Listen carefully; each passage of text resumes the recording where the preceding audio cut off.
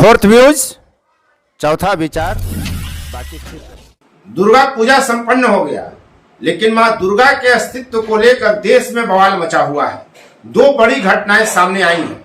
वाराणसी में जहां एक यूट्यूबर और पत्रकार अमित मौर्य द्वारा मां दुर्गा को लेकर आपत्तिजनक टिप्पणी की गई और लोगों ने उनके घर में घुसकर उन्हें निकालकर जबरदस्त बुरी तरीके से पिटाई कर दी। अब वे न्यायिक हिरासत में है।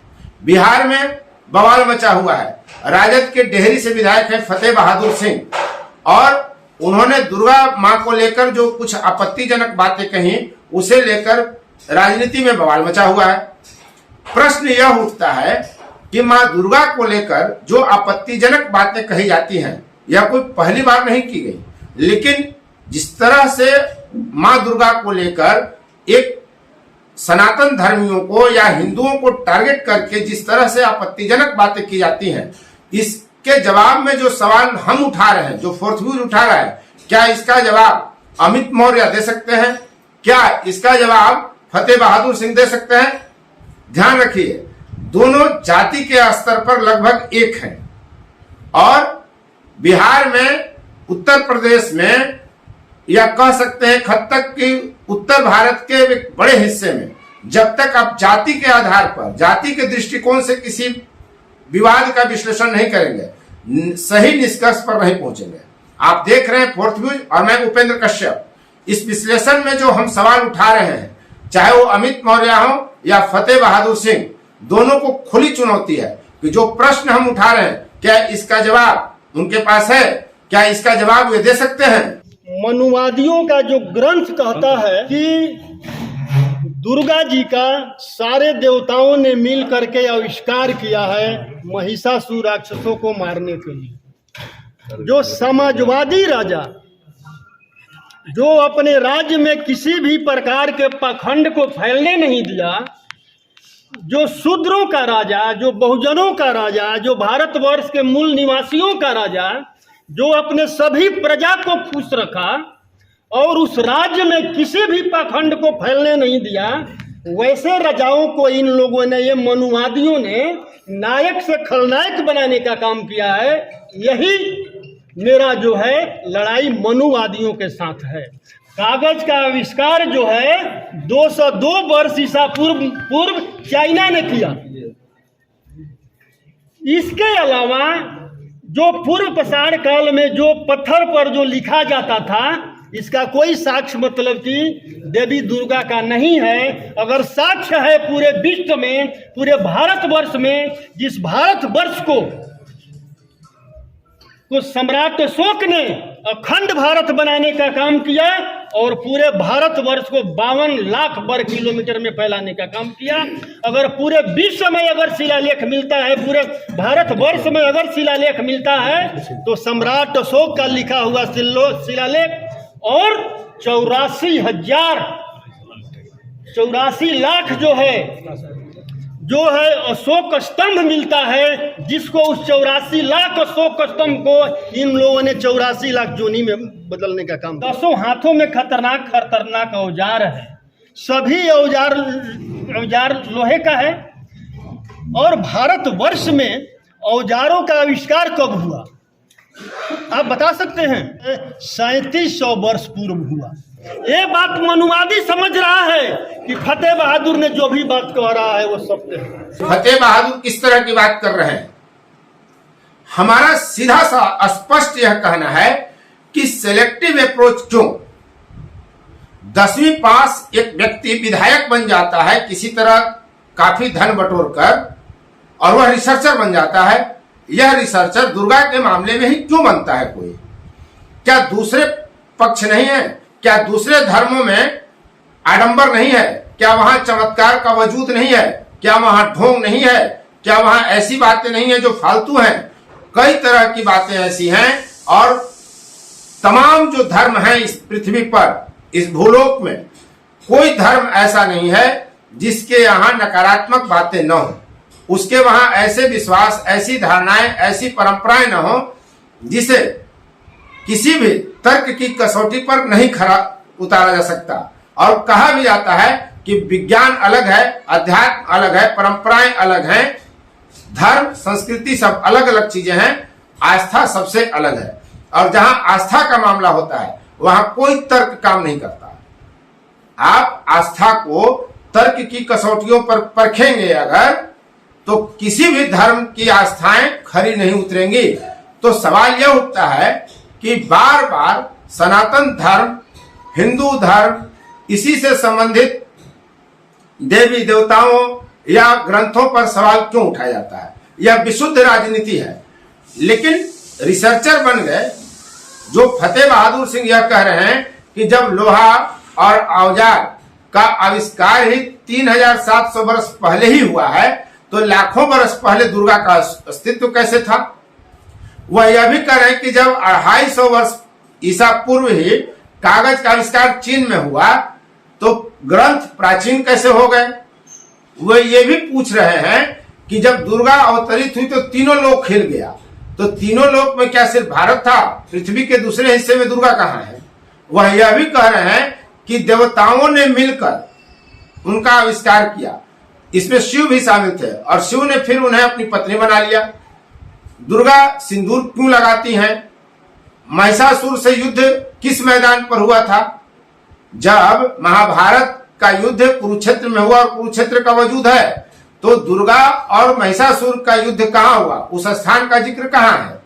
ये सब फतेह बहादुर ने अपने रिसर्च के बाद प्रश्न उठाया है। प्रश्न यह भी है कि यह सेलेक्टिव अप्रोच क्यों है?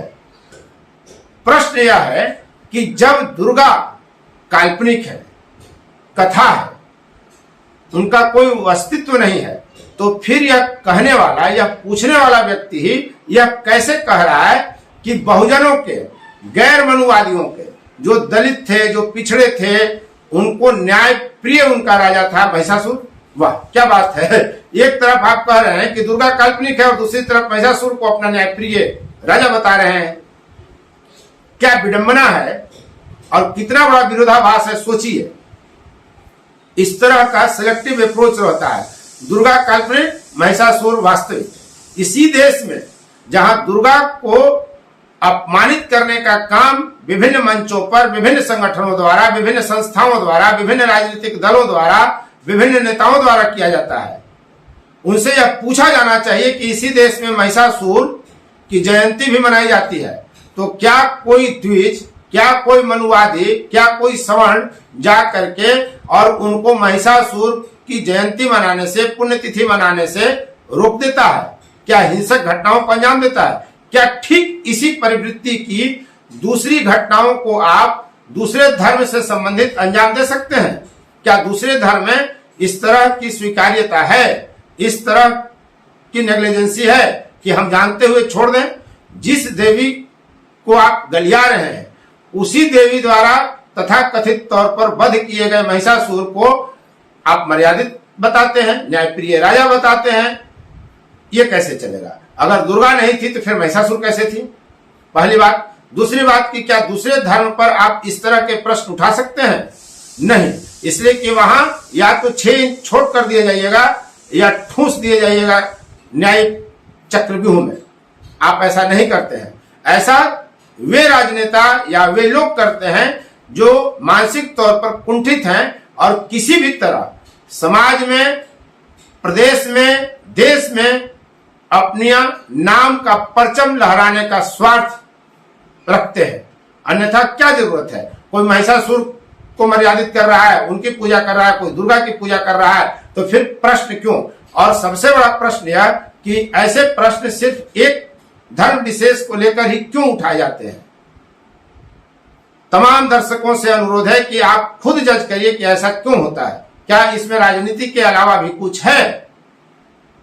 दूसरी आयाम आपको नहीं दिखते हैं। इस पर भाजपा की तीखी प्रतिक्रिया आनी थी, चूंकि भाजपा खुद को घोषित कर चुकी है, मानती है, बताती है कि हिंदुओं का रक्षक वही है, झंडा बरदार हिंदू धर्म का वही है।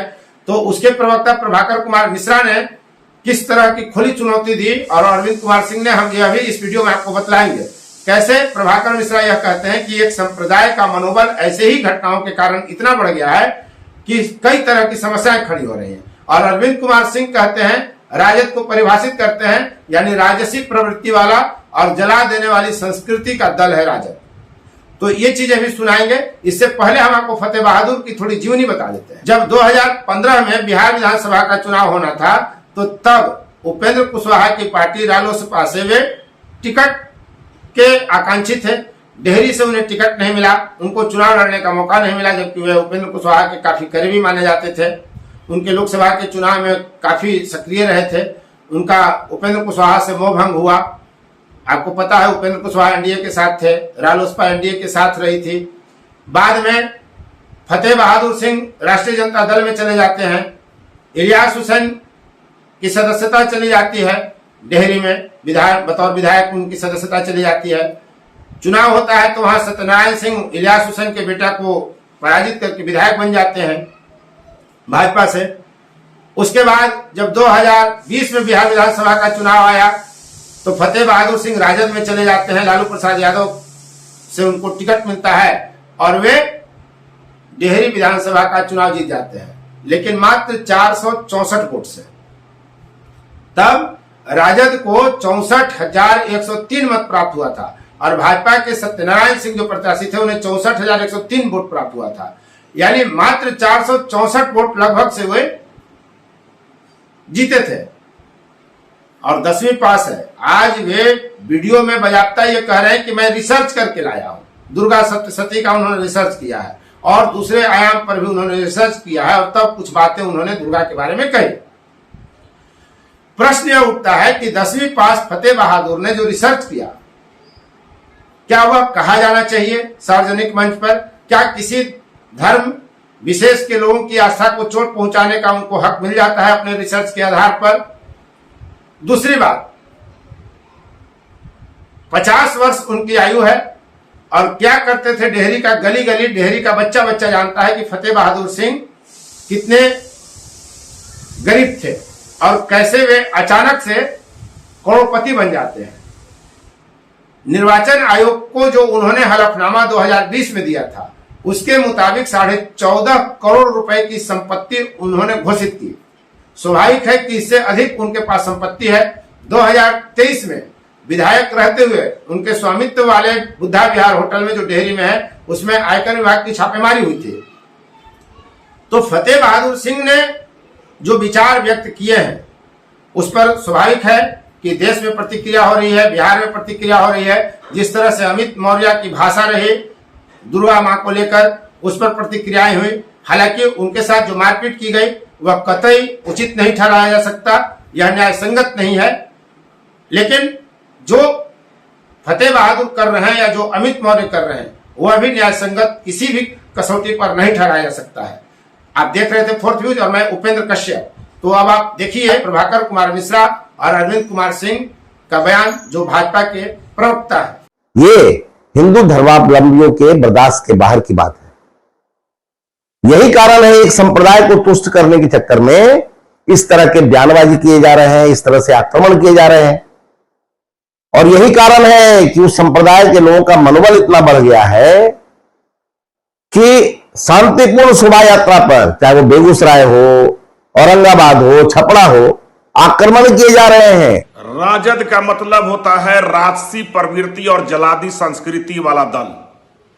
तो इनके जो विधायक हैं फतेह बहादुर सिंह, ये राजसी प्रवृत्ति के और जलादों वाली संस्कृति वाले व्यक्ति हैं।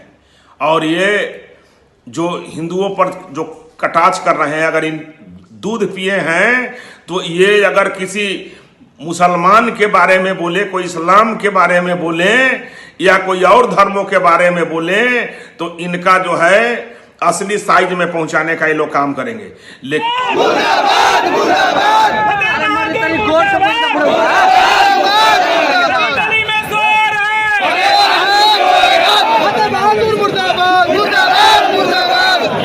यदि अब तक आपने इस चैनल को सब्सक्राइब नहीं किया है तो चैनल को सब्सक्राइब कर लें, शेयर लाइक कमेंट जरूर करें। धन्यवाद। फोर्थ व्यूज, चौथा विचार, बाकी